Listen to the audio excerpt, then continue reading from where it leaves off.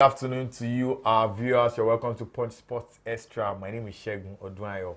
It's going to be a bumper package on the episode today. I have with me a co-driver beside me here, Eniton Daramola. And together, we'll be taking you through the various tidbits in the world of sports. Eniton, good afternoon to you. Good afternoon, Shegun. Our viewers are waiting for us again. Yes, good afternoon, everybody. All right, let's start with the front page of our newspaper, Punch Sports Extra. And it's boldly written on the front page this morning, man in demand.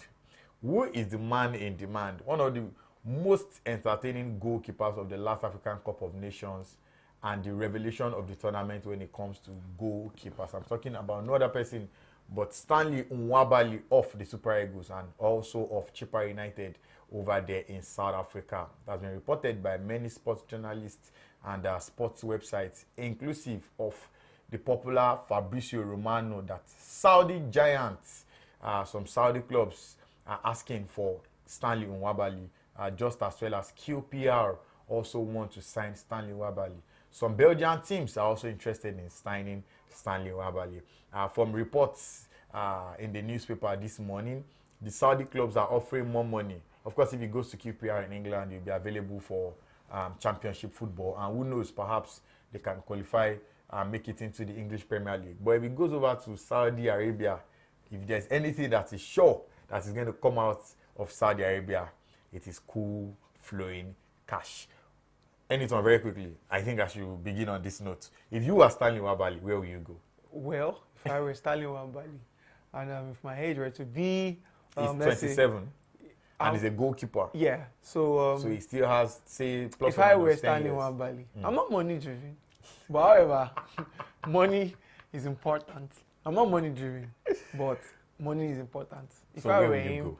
I would probably go, I would probably go to the Saudi League.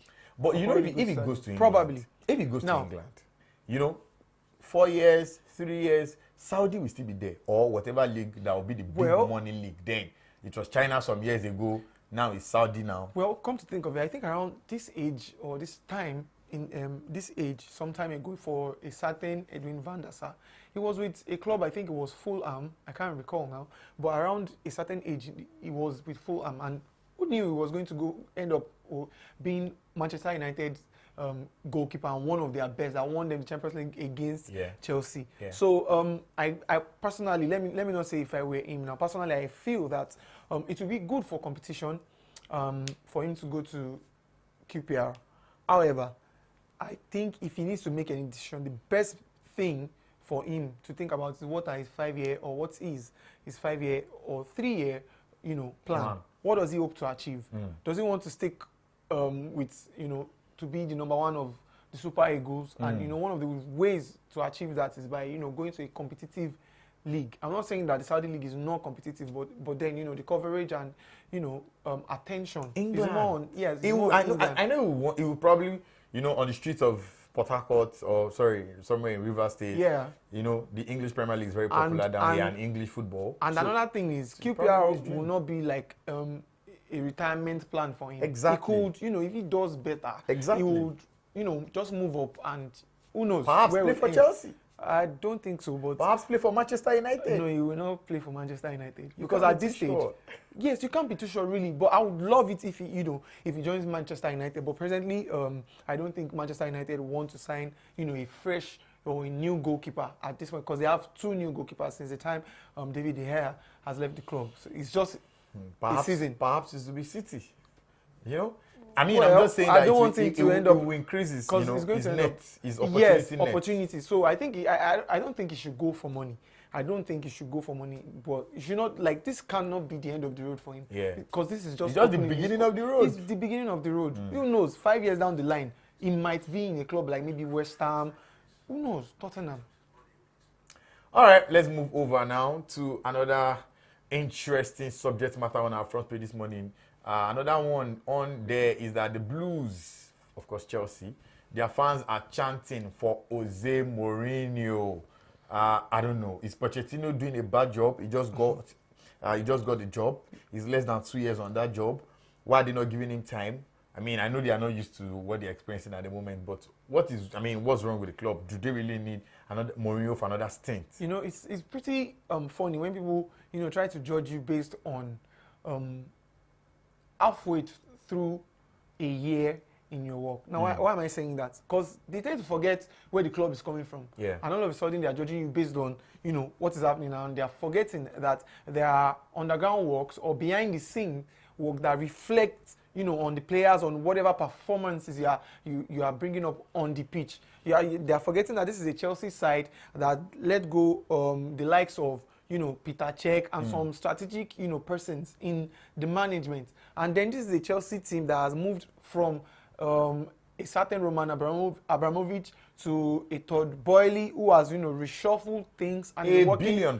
He has spent £1 billion. Yes, and he's working, you know, he's doing things his own way. And they are forgetting that this is it should be a long-term, you know, goal. If Chelsea are challenging for the Premier League presently, that should be like a miracle. You understand? Because the team needs synergy. They bought a new player, a set of new players who are probably new to the Premier League. You understand? For some of them, they are new to the Premier League and they need time adjusting. So I feel that it is too early to call for the head of, you know, Mauricio Pochettino. It is way too early to call for his head. I understand that football fans can be, you know, impatient. Today you are winning, tomorrow you are losing, and then all of a sudden your hero becomes the villain. However, I think it's too early. You know, bringing back Mourinho will not solve their problem now. All right. Still talking about our front page this morning. The Reds shield Salah from Egypt's call-up. Liverpool are shielding Salah from Egypt's call-up. Remember what happened during the Nations Cup? Yeah. Salah got injured, and then after some time they said he was going to be going back to Liverpool for treatment. And that if Egypt got to the final of the Cup of Nations, it was going to come back. I mean, the signs were there. Egyptians went on social media lashing Salah.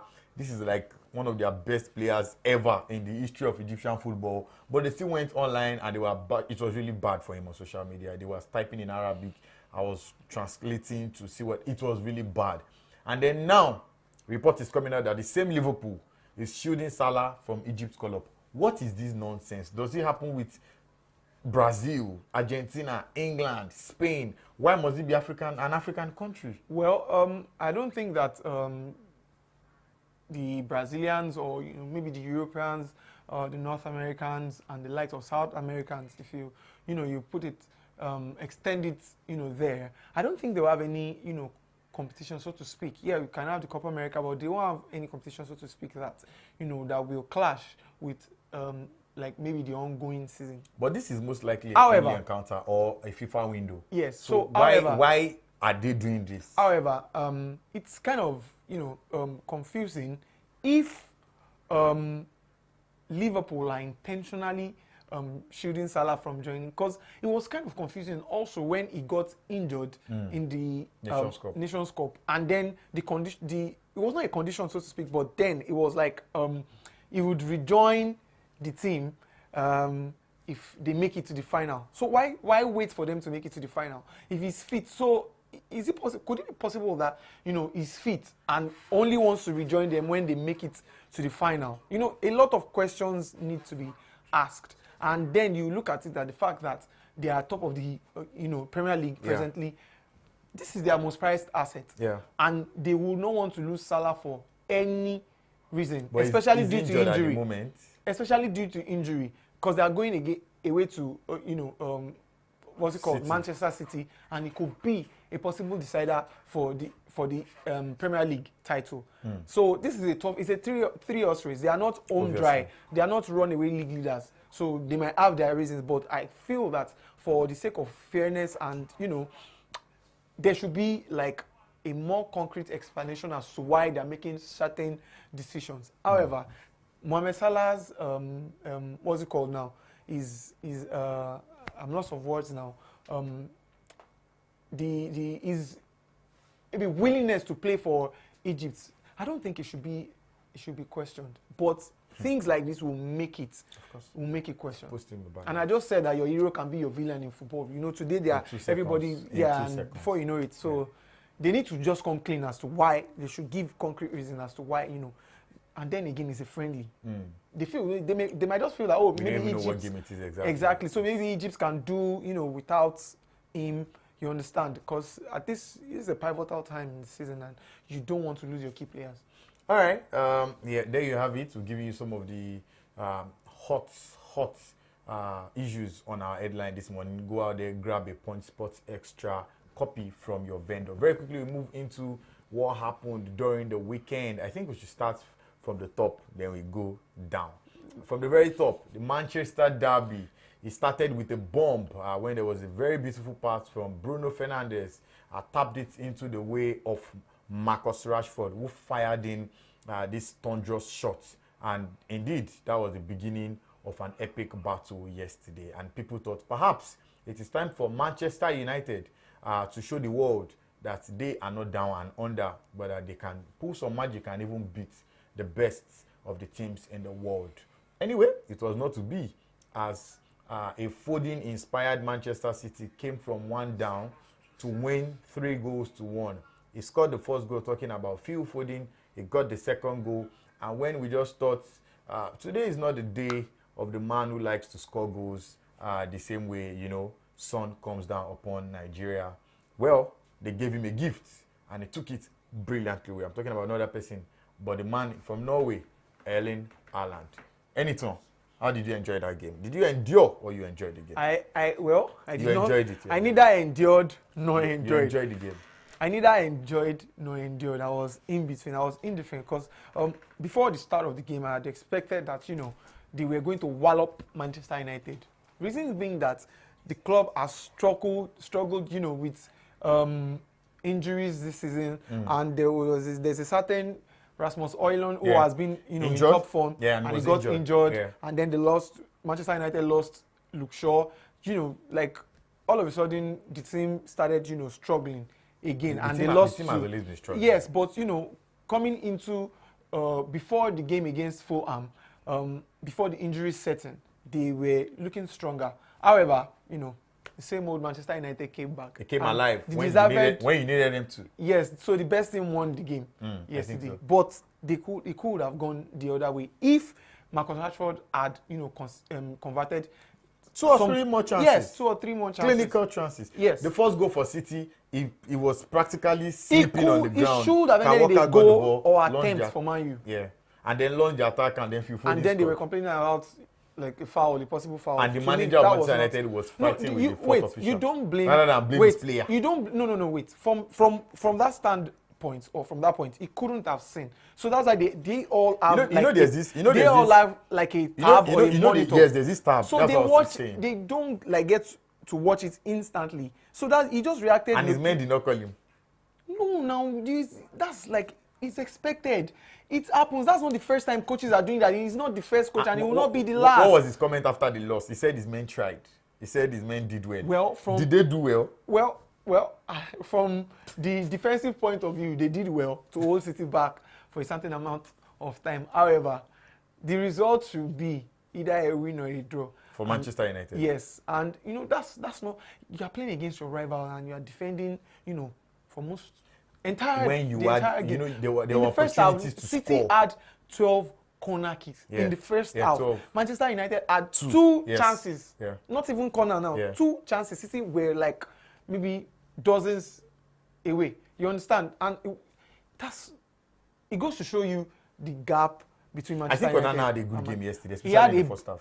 He had a brilliant game, barring the fact that he conceded 3 goals, which were not his fault. Yeah, he had a brilliant game. He had a brilliant game. All right, Arsenal and Liverpool will be angry. They'll be pissed that Manchester United could not do a little job for them. Well, they expected that if there's any team that could stop Manchester City at this time, it was definitely going to be in a derby, because a derby like Manchester Derby is a derby that means a lot to everybody playing, regardless of if you are 18-year-old or you are picked from the streets of Magboro or something. It is a Manchester City derby, and it is expected that everybody put their 100%. But same cannot be said for the man who got the consolation goal for Manchester United. Marcus Rashford was one of the major reasons why City scored the first goal. He was in possession of the ball. He lost it cheaply looking for a foul. Kai Walker countered straight away, led to a Foden goal, and then Manchester United depleted completely. Sofian Amrabat, the sole man responsible for the third goal, lost the ball just at the edge of his box. Not with that kind of compact City team.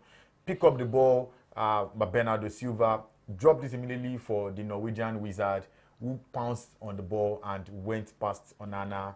3-1 it ended. Good one for Manchester City and Pep Guardiola.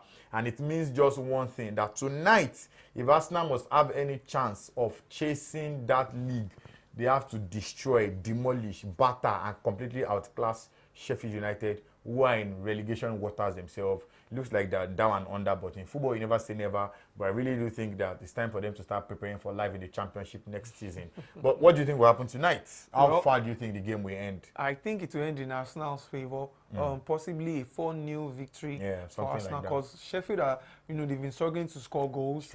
And they've been, even if they get a chance to score or they score first, they've been struggling, to defend and keep, the lead. And the same thing has happened with Luton, where they almost came. Luton are even still fighting. They almost came, they almost defeated Aston Villa 3-2, because they came from 2 goals down to score, 2 more goals and to equalize 2-2, and then all of a sudden they lost concentration and But for Arsenal, I think it's going to be a free flow for Arsenal, except we see an upset, which I don't expect, but you cannot rule out an upset. But then Arsenal will look at this as an opportunity, because the game next week against Liverpool and Manchester City, that's like another final. They will likely drop points. So one person is dropping points. That's true. Both and of them. It's an opportunity. So one person is dropping points next week. A draw will be favorable to Arsenal. Yes, the next game week. And, it is looking like an opportunity for Arsenal to get themselves up or to be in a very good position, to steal the win come the end of the season. So Arsenal will be going out to wallop, to trash Sheffield tonight. All right. Liverpool needed a 99th minute header from Darwin Núñez for them to get 3 points. It was a very crazy game. Very, very crazy game. Thanks to Darwin Núñez, 3 points. You could see the celebration from Jurgen Klopp, from the players, from the fans. It was total madness. Well, they needed a certain Virgil van Dijk to rescue them from a an inconsistent Chelsea team. Now they needed, Darwin Núñez. This is what you want from players like Darwin Núñez. This is what you want from teams who are competing for the title, because you don't know, there are some days where there will be, unexpected things. Again, some clubs will just come and they'll give you a run for your money. You would have expected that Liverpool will be like maybe 2-3 goals up, maybe around the 60th minute of the game. But then it dragged into additional time. But then these are the kind of games that you want to win. Yeah. That you have to win if you want to win the league. Because if they had lost this game, Manchester City had won against Manchester United, City will be on top and they will be unstoppable. That will be the beginning of the end for other teams. Yes. So this is, but however, it is important that Liverpool, get their acts together, because you don't want to stress yourselves. You don't want to go into games like this, or games coming forward like the game against Manchester City. You don't want to go into games like this struggling to win a game. You understand? You want to go in all confident. You understand? Because Manchester City are probably going into that game with every confidence, because defeating Manchester United, it shows that it gives you a boost. Because look at Fulham, they defeated Manchester United 2-1, and they have defeated Brighton and 3-0. Is it 3-0? 3-0. So it goes to show that defeating Manchester United gives you a boost. So having beaten Manchester United yesterday, Manchester City are going into that game with all confidence. So Liverpool needs to, they need to up their game from what they played against, but it's a good win for them. Good win for them. Very quickly now, we move to the German league. There's a 10-point gap right now between Bayer Leverkusen and Bayern Munich. You know what is funny is that Xabi Alonso has been very outstanding this season. Some of his top boys have been injured. A very good example is Victor Boniface, our own Victor Boniface, who has been injured for about a month or two now, because he didn't go to the Nations Cup. That's January. This is March. It's the second month. And then he's injured. Frimpong will come to the party today. Somebody else will come to the party tomorrow. The other day it was Granit Xhaka. Yeah. Somehow, it is whatever they are doing in Bayer Leverkusen right now is working, and unfortunately for their major opponents, Bayern Munich, they are 10 points off. Can they close the gap? Can a miracle happen? We know why it goes there in Germany. Last season, Dortmund was like the team to win it, and in the last game they missed a penalty. And they just did not win the league. Do you think Bayern Munich can come back to win this league right now? Well, if there will be some, let me use the Nigerian parlance, use mago. If there will be mago, yes, it can happen. But then, in the real sense, this is football. Anything can happen. Anything. Just one defeat for Bayern Leverkusen. Can spring.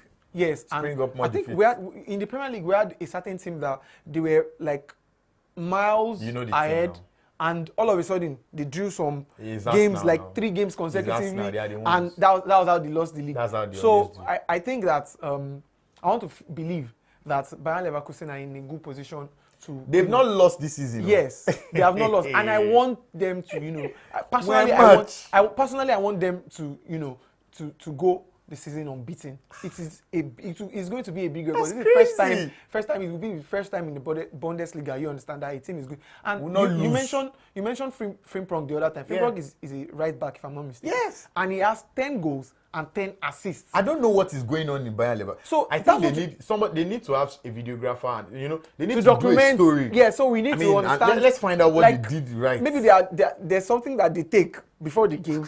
But it's just amazing what's going on. Xabi Alonso was supposed to be a baby coach. Exactly. This is, he's not experienced. He's a new guy, new guy at the new gate. Yes, true. And he's doing magic. But don't forget, this is a new guy that has learned under the likes of Jose Mourinho. It doesn't mean this is the first time he's stepping into those shoes. Well, there was a certain Zinedine Zidane that stepped.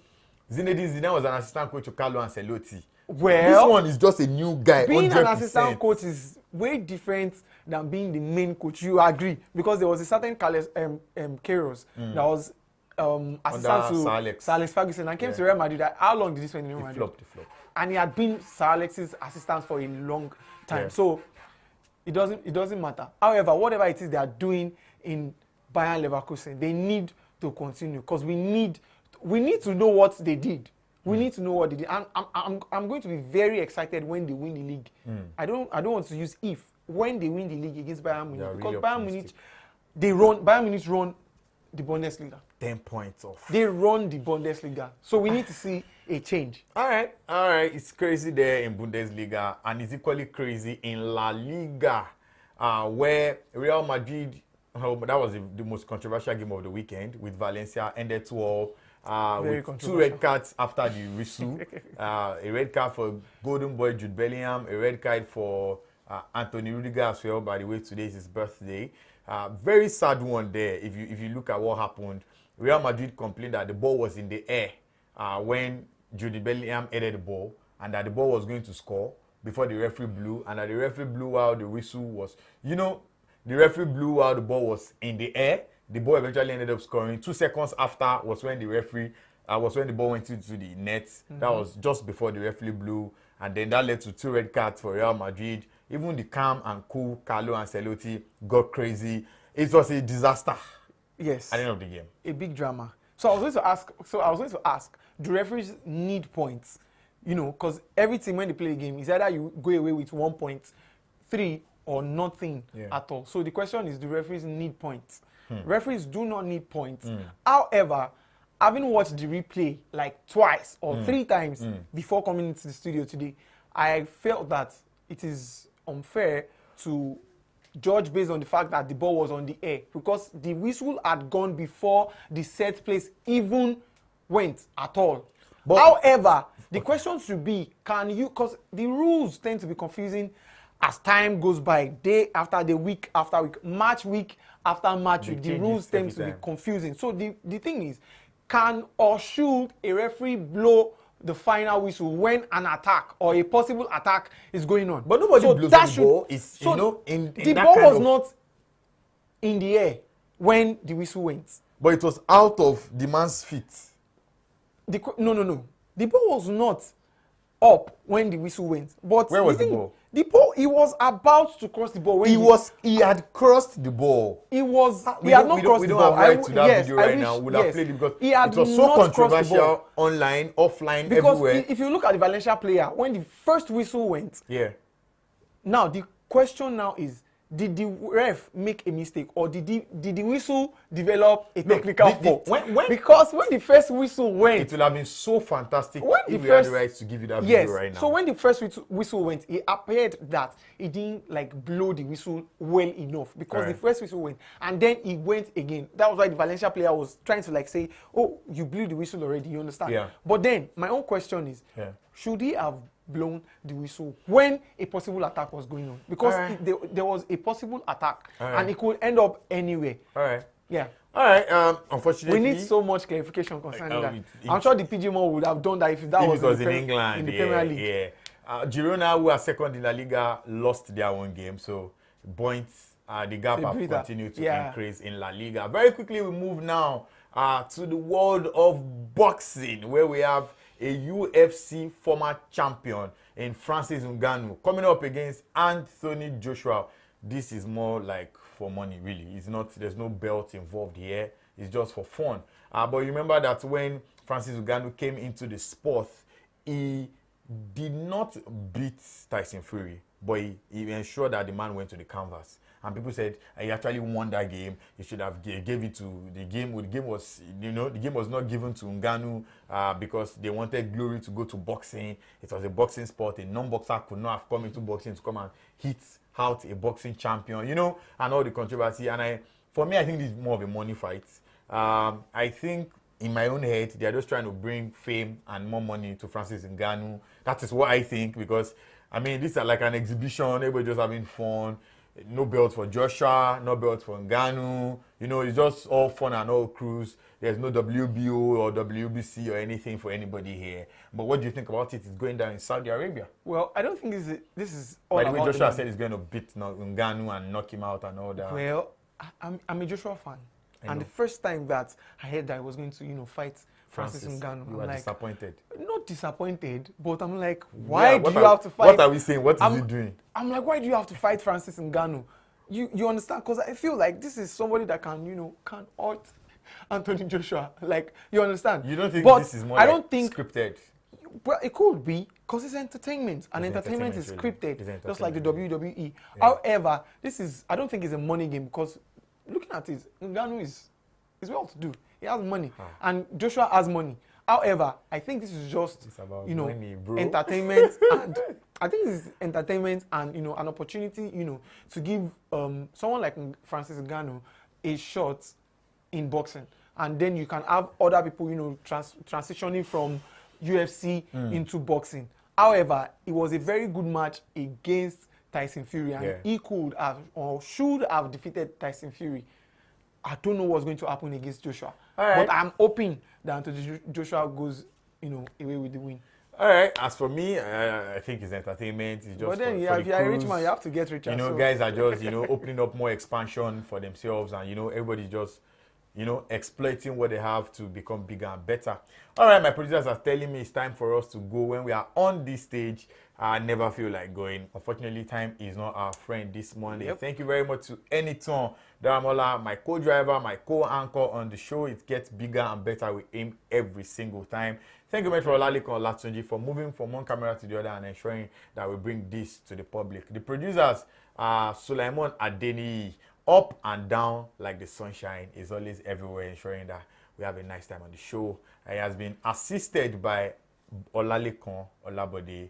Thank you very much to you, our viewers, for making this possible, because without you guys on the other side, we won't be on this side. God bless you. Have a fantastic week. Stay out of trouble.